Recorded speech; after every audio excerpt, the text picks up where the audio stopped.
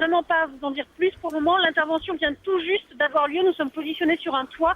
Nous sommes tout de même Et on revoit en direct ces images de l'intervention pendant que vous parlez.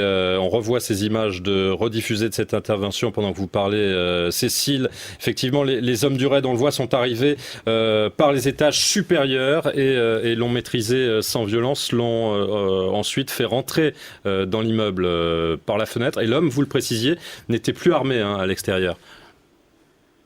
Non, il était armé ce matin d'un fusil à pompe, mais il était effectivement désarmé. Il se tenait au barreau de la fenêtre et donc il ne pouvait évidemment pas avoir d'arme entre ses mains.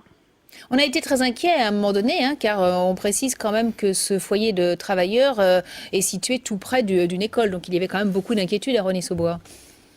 Oui, alors il est situé près d'une école et d'un collège qui ont été immédiatement évacués, mais le forcené était de toute façon dans cet immeuble de 8 étages. Il était à l'intérieur, les hommes du raid étaient positionnés tout autour, sur le toit, en bas, et donc les élèves ne risquaient absolument rien.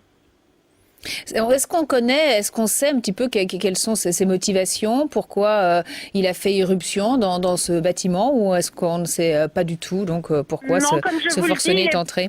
Non, comme je vous le dis, il est beaucoup trop tôt. Pour l'instant, on sait juste que cet homme est âgé de 29 ans, qu'il serait un ancien pensionnaire du foyer. On sait juste qu'il est entré ce matin, qu'il connaissait les lieux, il disposait d'un pass. Et il est entré dans ce foyer où il a pris apparemment 2 personnes en otage dans la laverie du foyer, dont une femme qui affirme qu'elle